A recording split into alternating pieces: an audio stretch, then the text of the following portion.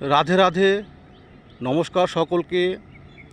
আজ আমি গীতা ও মহাভারতের গল্পের 23তম অধ্যায় মুনি দ্রোণ সম্পর্কে আলোচনা করব। পূর্বের অধ্যায়ে আমি আলোচনা করেছিলাম মগধের রাজা জরাসন্ধ সম্পর্কে। আজ আমি আলোচনা করব পাণ্ডব এবং কৌরবদের অস্ত্রগুরু দ্রোণাচার্য সম্পর্কে। হিন্দু মহাকাব্য মহাভারতের অন্যতম এবং প্রধান চরিত্র হলেন এই দ্রোণাচার্য। তিনি ছিলেন পাণ্ডব এবং কৌরবপুত্রদের শিক্ষাগুরু, অর্থাৎ অস্ত্রবিদ্যা জন্য তিনি শিক্ষা দিতেন। দ্রোণাচার্য ছিলেন ভরদ্বাজের পুত্র এবং তিনি অত্যন্ত অস্ত্রবিদ্যায় পারদর্শী ছিলেন। ঋষি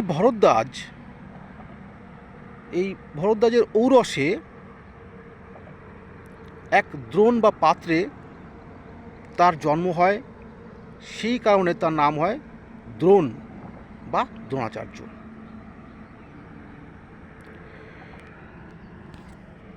কৌরব এবং পাণ্ডব পুত্রদের তিনি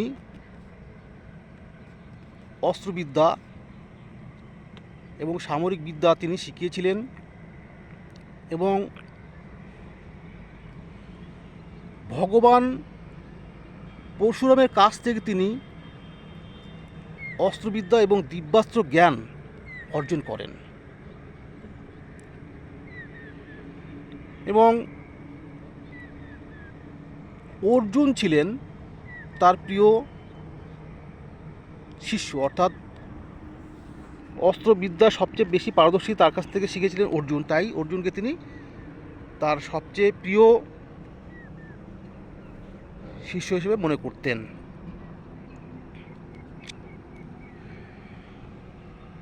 ভরদ্বাজের আশ্রমে দ্রোণাচার্য এবং দ্রুপদ, পাঞ্চালের যে রাজকুমার দ্রুপদ, তিনি এই আশ্রমে শিক্ষা লাভ করতেন, অর্থাৎ দ্রোণ এবং দ্রুপদ একসাথে। এবং এই শিক্ষা লাভ করার সময় তাদের মধ্যে একটা গাঢ় বন্ধুত্ব হয় এবং এই বন্ধুত্বের ফলে দ্রুপদ তখন তাকে প্রতিশ্রুতি দিয়েছিল যে তিনি যখন রাজা হবেন পাঞ্চাল দেশের, তখন তিনি সে রাজ্যের অর্ধেক তার এই প্রিয় বন্ধু দ্রুপদকে দেবেন। তো এবং পরবর্তীতে তিনি রাজা নিযুক্ত হন। তো কোনো কারণে দ্রোণ খুব দরিদ্র অবস্থার জীবনযাপন করছিলেন এবং তার পুত্রের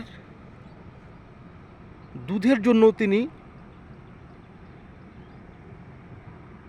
দ্রুপদ রাজার রাজসভায় গিয়ে তার কাছে তিনি সাহায্য প্রার্থনা করেন, কিন্তু শৈশবের সে বন্ধুত্ব তিনি অস্বীকার করেন এবং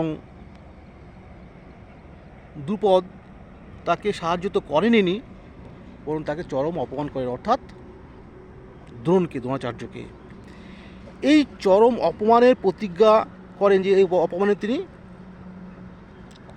একদিন প্রতিশোধ নেবেন। তাই তিনি সেখান থেকে ফিরে আসেন। তো তার যে কৌরব এবং পাণ্ডবদের শিক্ষা দেওয়ার ফলে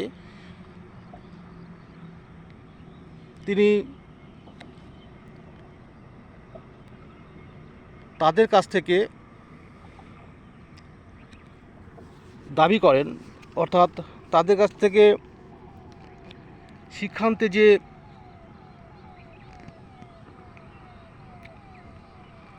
মানে অর্জুন এবং পাণ্ডবদের যে শিক্ষা দিয়েছিলেন,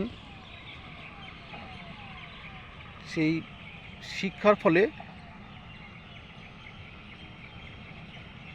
অস্ত্রবিদ্যার পারদর্শী অর্জুনকে তিনি বলেন গুরুদক্ষিণা হিসাবে তিনি কিছুই চান না। তিনি একমাত্র তার এই বন্ধু দ্রুপদকে বন্দি করে যেন তার কাছে আনা হয়, তাহলেই তিনি খুশি। সেই মোতাবেক অর্জুন দ্রুপদকে পরাজিত করে এবং তাকে বন্দি করে দ্রোণের কাছে নিয়ে আসেন। দ্রোণের কাছে আনার ফলে দ্রোণাচার্য তার কাছ থেকে রাজ্যের অর্ধেক কেড়ে নেন এবং বাকি অর্ধেক তাকে অর্থাৎ দ্রুপদকে দিয়ে বলেন যে এবার আমরা সমকক্ষ, আমরা আবার বন্ধু হতে পারি। এই কথা শুনে তিনি চরম অপমানিত বোধ করেন, অর্থাৎ দ্রুপদ। তিনি তখন এই প্রতিশোধ নেওয়ার জন্য তিনি এক তপস্যা করেন এবং তার ফলে দ্রোণকে হত্যা করার জন্য জন্ম হয় ধৃষ্টদ্যুম্ন, আর অর্জুনের স্ত্রীর জন্য জন্ম নেয়, অর্জুনের স্ত্রী হওয়ার জন্য জন্ম নেন দ্রৌপদী। পিতামহ ভীষ্মের পরবর্তীতে পিতামহ ভীষ্ম কৌরবদের সেনাপতি ছিলেন, অর্থাৎ প্রধান সেনাপতি ছিলেন। তার পরবর্তীতে কৌরব সেনাপতি নিযুক্ত হয়েছিলেন দ্রোণাচার্য। যুধিষ্ঠিরের মিথ্যা ঘোষণার ফলে, অর্থাৎ অশ্বত্থামা হত ইতি গজ, এই সংবাদ শোনার ফলে অর্থাৎ অশ্বত্থামা নামে এক হাতি নিহত হন। কিন্তু এই ঘোষণা শুনে দ্রোণাচার্য মনে করেন যে তার পুত্র অশ্বত্থামা হয়তো নিহত হয়েছেন, তাই পুত্র শোকের ফলে তিনি তার অস্ত্র তিনি পরিত্যাগ করেন। সেই সুযোগ নিয়ে ধৃষ্টদ্যুম্ন অর্থাৎ দ্রুপদ পুত্র ধৃষ্টদ্যুম্ন তাকে হত্যা এবং নিহত করেন। তো আজ এই পর্যন্ত। রাধে রাধে, সকলে ভালো থাকবেন। আমার এই আলোচনার মধ্যে অনেক ভুল ত্রুটি বা যদি অসঙ্গতি থাকে আপনারা আমাকে ক্ষমা করবেন, মার্জনা করবেন। সকলে ভালো থাকবেন। আজ এই পর্যন্ত।